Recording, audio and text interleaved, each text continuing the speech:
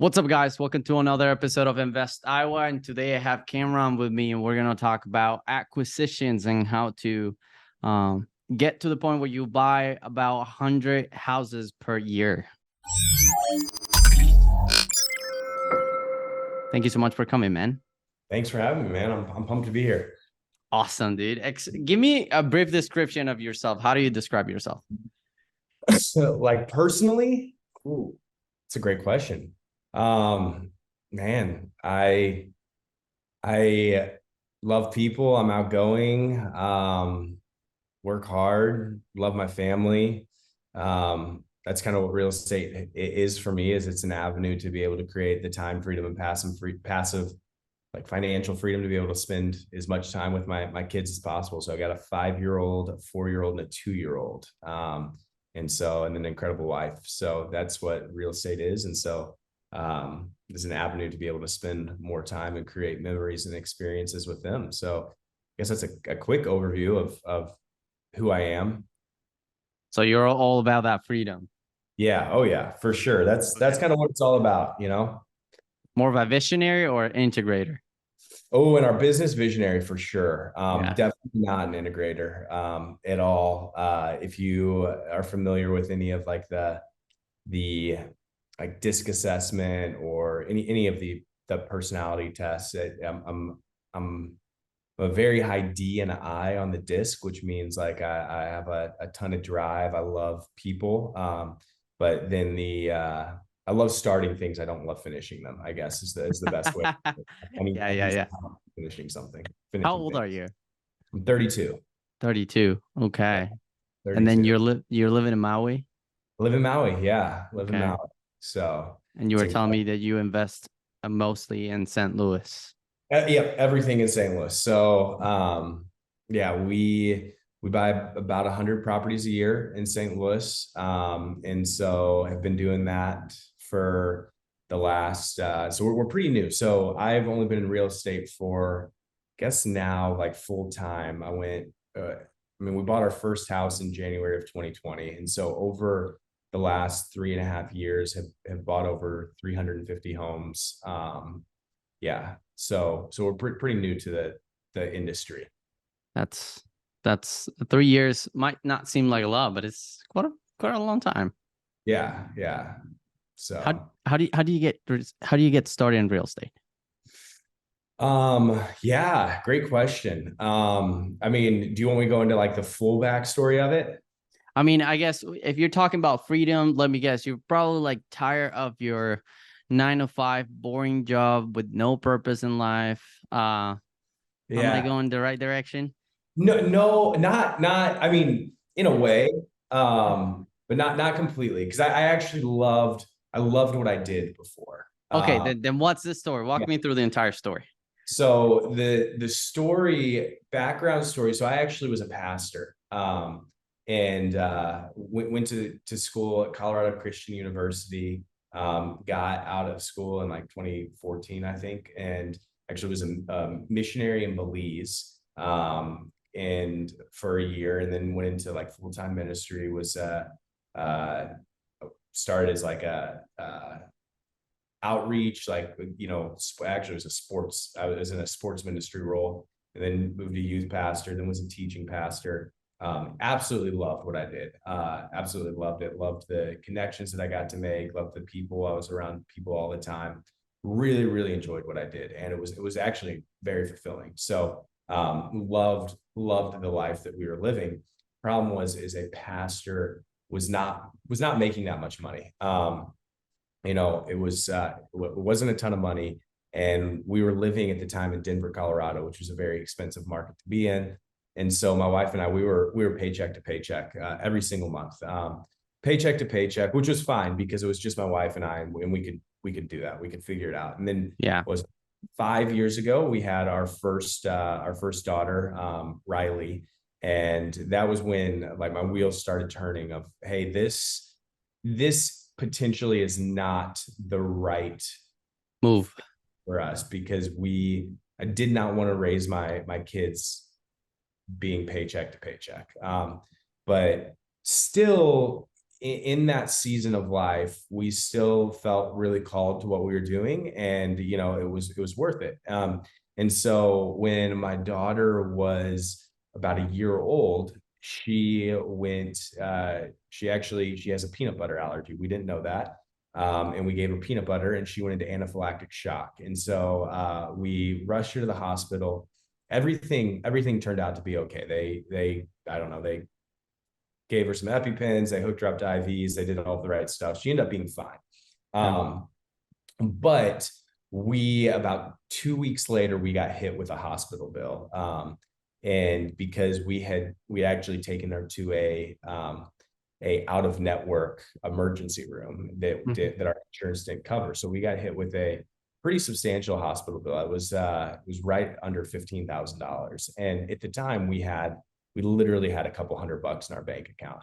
And I remember sitting there with my wife, looking at that hospital bill, thinking, this is not the way that I want to live life. Every time something like this comes out, like I just had no idea. $15,000 could have been $10 million to me at that time, where it was like, this is just not the way that I want to live my life. Every time we have a medical emergency, or even as much as a car breaks down that we have to fix, or we want to go on vacation, not having the money for this. And so that really was that night that I got that hospital bill was the night that would have been 2019. That was the night where I was like, hey, we're going to do something different.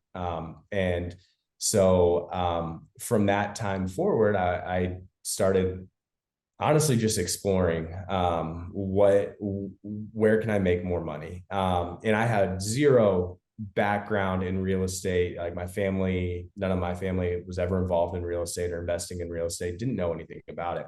But I remember listening to a podcast, and now I don't even know if this is true, but on the podcast, somebody said that, 90% of self-made millionaires do it through real estate. And so I was like, all right, I like the sounds of that. And so I started learning about real estate, started listening to like Bigger Pockets. I started reading, I bought, all of their books on real estate investing, reading through those, and decided like, hey, we want to dive into real estate. And so we made the decision in 2019 that we were going to pack up and move from Denver, which is where we had lived for the last 8 or 9 years, to St. Louis, which is where I was raised, to get involved into real estate investing. At the time, I didn't know anything about remote investing. I didn't know, all I knew is houses were cheaper in St. Louis. And why not at Denver? Yeah, because I didn't know anything about real estate at the time. Like, this was literally a hope and a prayer, and it was cheaper to buy houses in St. Louis than it was in Denver. Okay. And so, now I would say, hey, I could 100% do this in Denver. I could find off market deals. I could raise private capital. I could flip houses. But at the time I didn't know how to do any of that. I literally started without knowing anything. All I knew was houses are cheaper in St. Louis, so we're going to move there. That is where we were raised too. So we had, we had support there with our family and stuff for our kids. And so, legitimately, we just packed up our entire life. We moved to St. Louis, and we started doing real estate. And so we bought our first flip. Actually, our first flip we bought in the fall of 2019, and we ended up doing nothing right on it because, again, I did not know what to do. To me, it was one of those, like, this is I've never been the type of guy that has analysis paralysis or excuse me. I've never been when I say I'm going to do something, I'm going to do it, whether it's swim, I'm going to do it. And so that was kind of this for me, where it's like, I said I was going to do real estate. And so I found a deal, at what I thought was a deal. Now looking back on it, it was definitely not a deal, but I didn't know how to underwrite deals. I didn't know anything. Yeah. The house. And we bought it. And it was a great experience, but it was also pretty terrible, because I bought it for $130,000, and the ARV that I had on it was like $220,000 to $230,000. I thought through my limited experience, not knowing anything about real estate, that the rehab was going to be about 30 grand. Our first contractor that walked through it gave us a scope of work for like $110,000, which 110 plus 130 with holding costs and interest and all that stuff calculated in, I was going to be all in for $260,000 on a $220,000 house. The numbers didn't work. And so after that, my wife and I, we bought an air mattress, and we had Riley, and we actually just had Callie, who was a newborn. She was literally a week old at the time. And we moved into this house for the next 2 months, and we did it ourselves from not knowing anything. Like I knew nothing about real estate, knew nothing about contracting, didn't know anything. And But we ended up, what were you guys doing in the meantime? Did you have like a full-time job or? yeah. I was a teaching pastor as well. Okay. So I took a teaching pastor job in St. Louis when we moved back. And so I was a teaching pastor. My wife was just being a mom, but she was at the house all day, every day with the kids, painting, literally rehabbing the house. And in the mornings and then at night, I would come home from work and I would do that. And so we ended up rehabbing, we ended up breaking even, because if you added the amount of like work hours and we charged ourselves for the work hours, we would have lost a ton of money, but we ended up even on it. And so that's why I say it was a terrible, terrible experience, but it was a great experience in the sense that we did it, that we got the first deal under our belt. I think that's so important for everybody, is like, just get the first deal under your belt. We learned so much through that process of even just buying a house. Like, we'd never done that before. So what does it take to buy a house? How do you find contractors? How do you vet contractors? How do you put together a scope of work? We learned all of that through that experience. And so we got done with that at the beginning of 2020. And we actually, from doing that, we were more excited to buy real estate than ever once we got done with that one. And so in January of 2020, we bought our first BRRRR property, which is the buy, rehab, rent, refinance, repeat. We'd heard about that. And so we bought that in January of 2020. And we bought that one for $67,000. And this was the exact opposite of the flip. Everything went right on this one. We bought it for 67. We put $30,000 into it. We got it appraised at $155,000. The bank gave us an 80% loan to value refinance. So we were actually able to pull out like 113,000. So we were amazing. we were able to put some money in the bank, have a cash flowing rental. Everything went right on that one. And after that was the one where like we were like, hey, this is amazing. This is it. Yeah. And so after we got done with the refinance on that one in 2020, we went all in. And so in March of 2020, actually, I don't think it lined up perfectly, because I was in my full-time job, but COVID hit and we were at church. And so we took some time off from meeting. And so I had a lot of full days open. And so March of 2020 is when I started kind of really going full-time real estate. I didn't leave my day job until May of 2020. But in May of 2020, I left my day job and went full-time into real estate. Amazing. What did that feel like?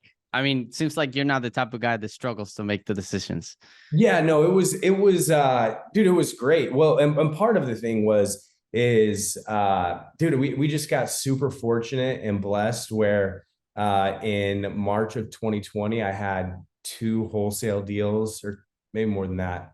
But in March of 2020 I made my entire year's salary that month just doing real estate on the side. So we definitely had a runway after March and April where I made a lot of money, where it was like, and also was reaffirming of like, hey, I can do this. And so, so for leaving my full-time job, it was, I was super excited about it. I was super excited to get into full-time real estate.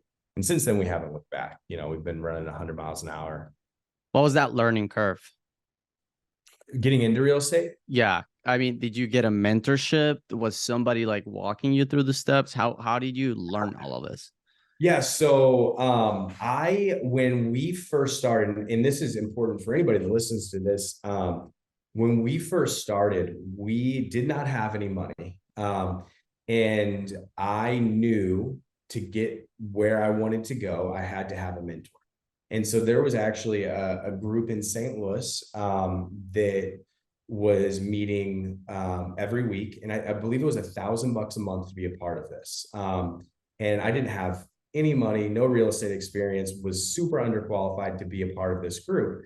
But I made the decision, hey, I'm gonna pay $1,000 a month to be a part of this group. And part of that was there was the hey, I'm gonna learn a lot, but I also knew that if I'm paying $1,000 a month to be a part of this group, I Better now make have it worth. well, I better make it work, but I also now have I have access to a bunch of people that are successful in this, where there's 15 other people that were a part of this group that were all crushing it in real estate. And now I'm meeting with them every week and I'm getting their phone numbers and we're, even though we weren't in real estate on the same playing field, like we were in that group together. And so it gave me the opportunity to get a bunch of contacts that helped me. And so actually what's really cool about that group is and I would say he is definitely one of my mentors in the industry is and I saw you had him on not that long ago, is Sam Faster Freedom. Yeah. No way.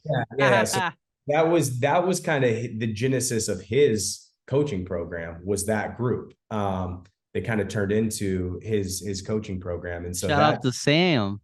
yeah, so that was so I joined that. And so he was super helpful. Him, his business partners, Lucas and Brian, were all super helpful in me growing my portfolio. That is awesome. Do you have any words for him? What do you think he did right with you? Dude, I mean, they were just crushing it. They still are crushing it. Yeah. And so I actually went and bought houses for them for a while. So for him and Lucas and Brian, they have a company called Faster House, and I bought houses for them for a while. And so I was able to learn, so much through working for them, and buying houses for them and learning how to underwrite deals and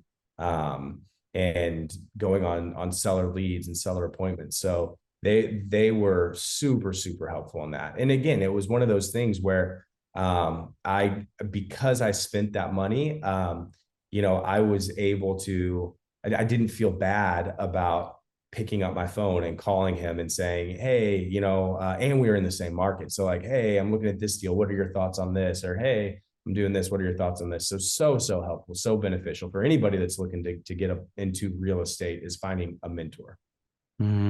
Wow. This is a small world we're living in. Yeah. And then, so you got your, your runway, you got some money into the, into your account, like everything seemed like it could be fine for the next couple of months. Did you feel that you stopped or you kept grinding? Do I feel like, sorry, what was that? So once you got those 2 wholesale deals that make your, your year's worth of income, Yeah. did it ever feel like you stopped? No. Or you kept the hunger, you kept the motivation, you kept everything going? Yeah, not at all. Once we did that, I mean, we're just the type of people, my wife and I, because she works in the business with us, where again, when we're all in, we're all in, and so yeah, we ran 100 miles an hour at the whole real estate thing. And part of it was we had a why. Like we had some specific goals for our life, a vision for our life, and we knew that real estate was going to be the avenue to getting there. But once we started, we were all in. And I think, between May and December of 2020, I probably bought 60 or 70 houses. And so, and then just kept building off of that year over year. So, yeah, we didn't have like a lull in our business whatsoever once I went full time. Okay. Well, do you think that the fact that you were able to buy so many properties in such a short amount of time has anything to do with what we went through with COVID? Yeah, I mean, the market was incredible during COVID. The market was incredible. I also think that there were definitely people that didn't want to list their house on the MLS because they didn't want, 30, 40 showings. They wanted one showing. They wanted one person to come make them a cash offer and be done with it.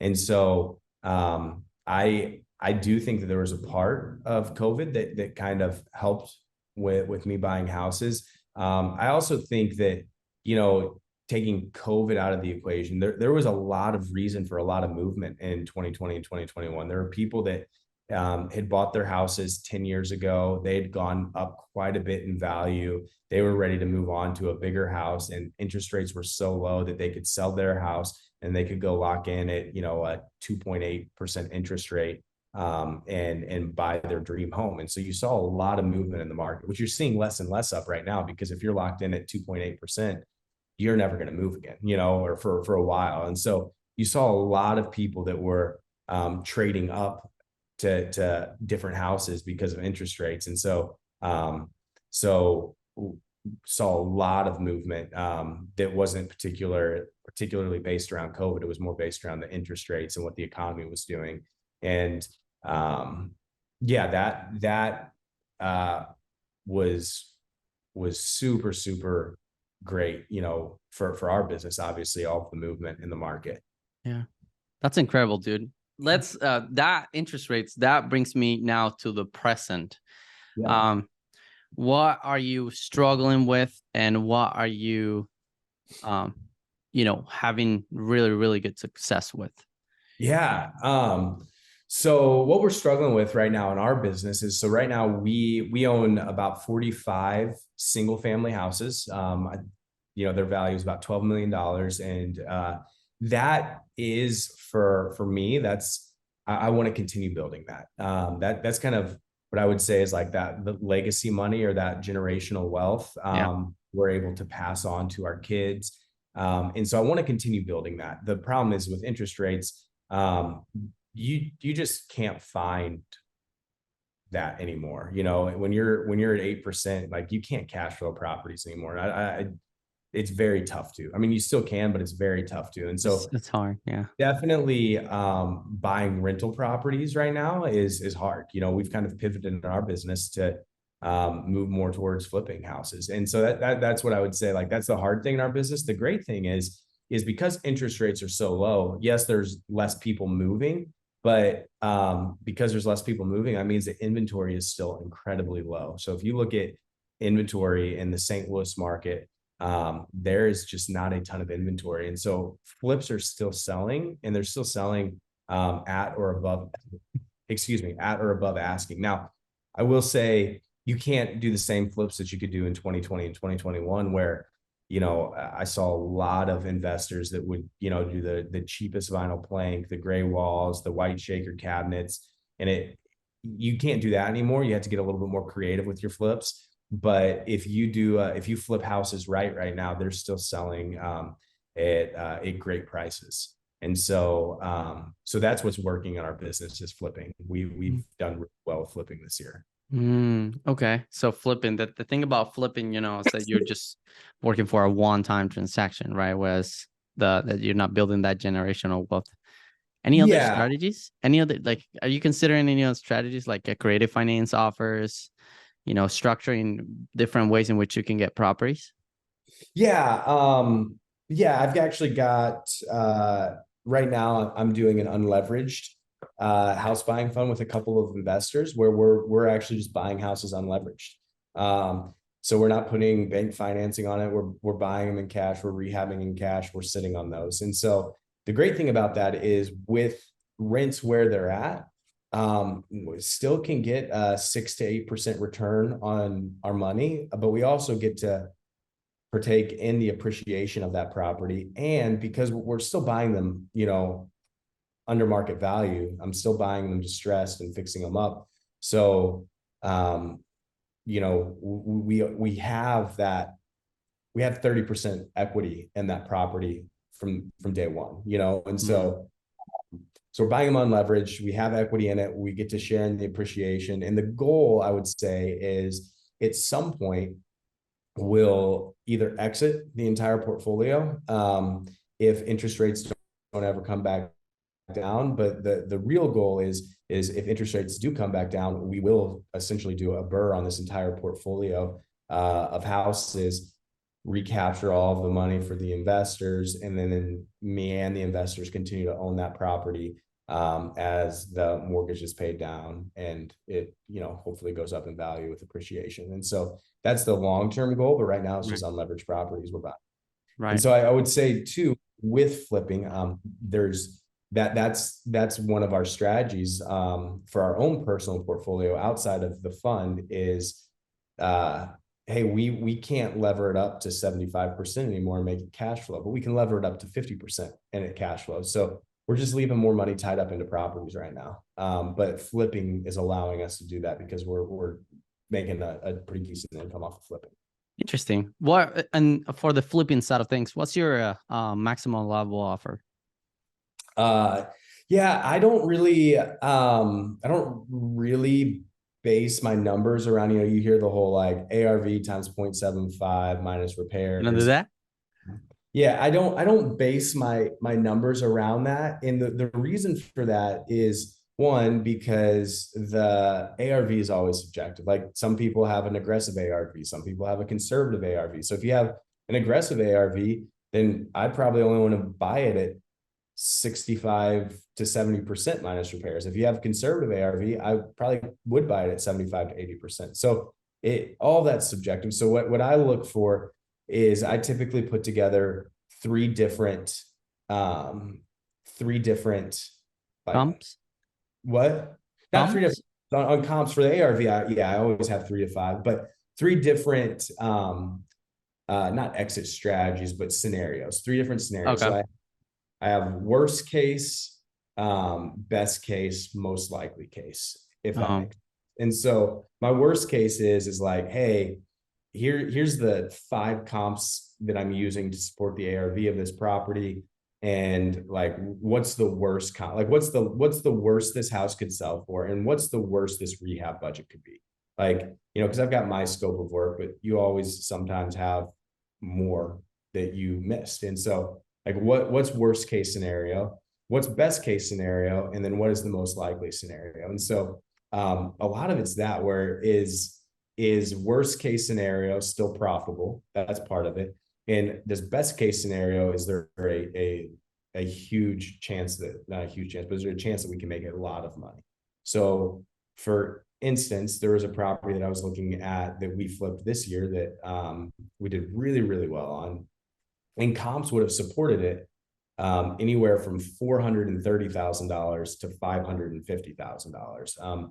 It was super spread apart, and I wasn't going to run my ARV as a $550,000 house. So I usually run the house as a worst case scenario house. And then if it goes best case, then that's just, I get to make a lot of money on it.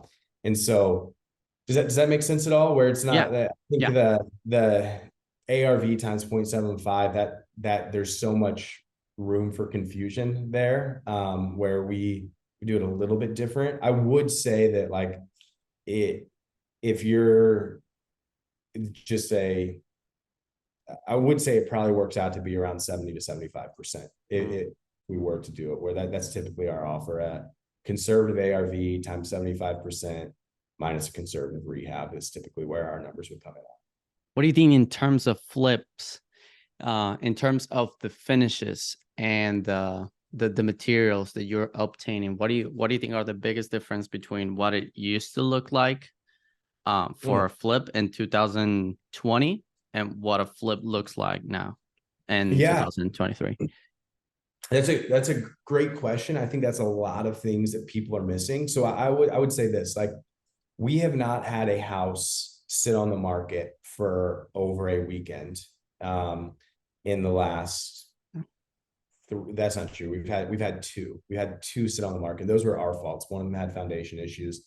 The other one we listed too high. But outside of that, we've not had a house sit on the market for over a weekend since we have started. And a lot of people have continued doing cheap flips because they sold, and you can make a lot of money right now, and the market doesn't support that. And so the whole like, repose gray from Sherwin-Williams, gray vinyl plank, white shaker cabinets, very basic. That doesn't sell anymore. It might sell to the right person, but it doesn't sell like it used to. That was so you got to get more creative. You have to have accent walls. You have to have like we do eggshell white and oak floors now. We're doing different color cabinets. We're doing wine fridges. We're making it, we're setting it apart from everything else in the area. Mhm. Because I do the market, even though the market's still really strong in my opinion because of the lack of inventory, it's not as strong as it was, where you used to be able to list anything and you'd have 30 offers on it and it would sell right away. Yeah. Now we're typically seeing, we had a lot of houses like that where we'd had literally 100 showings and 20 plus offers.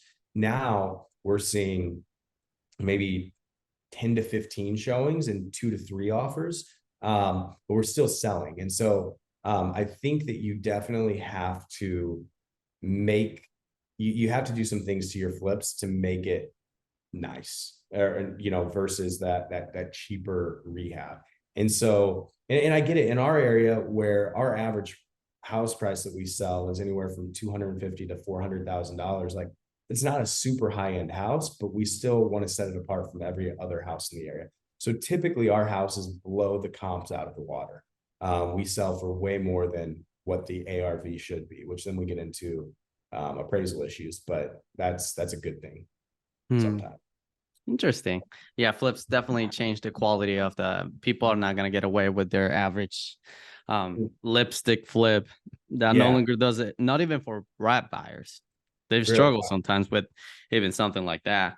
What do you think are the biggest differences between the St. Louis market and maybe the national market? What do you think stands out from that market? Yeah, I would say, and I haven't seen updated numbers on this, but one indicator of a stable market is that people are spending, I think the number is like 30% of their income on housing. Um, and so one of the reasons that I'm very confident in St. Louis is the last time I looked, people in St. Louis spend about 21% of their income on housing. So there's still room for growth there, where like housing prices can still go up and we're still uh, essentially undervalued or a stable market. When you look at some markets, some more expensive markets like Boise was one that when I was watching an economist talk about this, that was incredibly unstable because people were spending like 50+% of their income on housing, where that has dropped. And That so makes sense. I love that about St. Louis, where you're still looking, median house is still $250,000 to $300,000. Like it is, even with interest rates, it still is affordable, Yeah. and so I think that's a big thing, is that people in St. Louis, they still make good money. Like income per capita is still relatively high. It's not as high as, a bunch of these tech hubs and whatnot, but it's still relatively high. But cost of housing comparatively is still very low. So there is room in St. Louis to continue to get more expensive. I would be really scared if I was in a city right now where, people are spending 50+% of their income on housing, because I think that has the opportunity as interest rates go up. And if there is a chance for a recession or something like that, I think that has those markets, they have a ton of room for housing prices to decrease. That makes sense. Yeah. Or if you were in New York and you are multifamily, which Yeah. will be Yeah. really, really scary. Mhm. How do you think somebody can add value to your business or you if they wanted to reach out on Instagram? Yes. What type of person are you trying to connect with? Great question. Yeah. So anybody that wants to sell houses in St. Louis, I'm your guy. We buy a lot. Anybody that wants to learn about buying houses in St. Louis, like I'm all about that. I think a lot of the ways that I've been so good at buying houses is by teaching people to buy houses in St. Louis, and then naturally there's kind of the give back. They find a deal and it comes my way, and so I would say that. Another thing that I'm doing right now is I am launching a program right now for people that want to get out of their 9 to 5. So it's not a program. It's a very intimate personal program, but it's not for the person that's like, hey, I want to buy 1 or 2 properties a year and, build up a rental portfolio over the next 20 years. It's probably not for that. It's like, hey, I want to help 25 people get out of their 9 to 5 in the next 6 months. So that's another thing. If somebody's like, hey, it's going to be a lot of, honestly, hand holding. It's going to be a lot different from a lot of where it's like, hey, here's a video program, watch through it and you'll never see me again. It's you have a lot of one-on small group setting time with me. So I'm also doing that. Interesting. Now Yeah. for the what do you, let's leave it with that. Let's leave it with that. Last question about personal branding. How do you think personal branding has impacted your business? Yeah. I'm not great at branding. Part of that is because I don't have the time. I spend a lot of time building our real estate business. And so I do try and add as much value as I can on Instagram. And, any podcasts or anything that wants to have me on, I'm always for that. But I'm not great at personal branding, but I also think that there is something about that that's authentic. And so that's my biggest thing with my personal brand is I want to be authentic and truthful in everything that I post. I never want to inflate numbers, or I never want to have, 1% ownership in a 200 unit apartment complex and claim it as my own and be like, hey, I own 200. I want to be authentic and truthful in everything that I share, and share the good and the bad, because there is a lot with real estate right now that is tough, like buying rental properties right now. I want to be completely honest of like, hey, now is just not a good time to buy rental properties. Oh.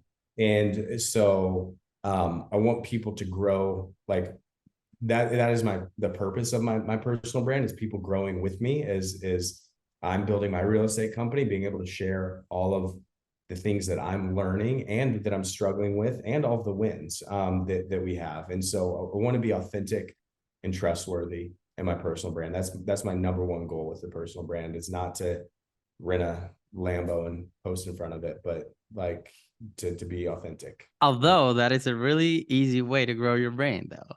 It really is. Dude, there's no doubt about it. There's no doubt about it that the Rolexes and the Lambos are a great way to grow your brand. That's been proven, but I want to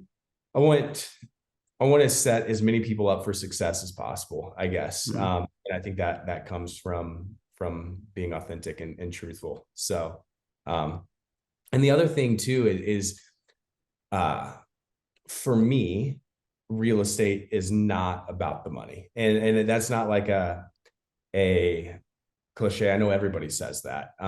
Money is great, but the reason for real estate is to be able to spend more time with my family, to be able to spend more time with my kids, to be able to create experiences for them.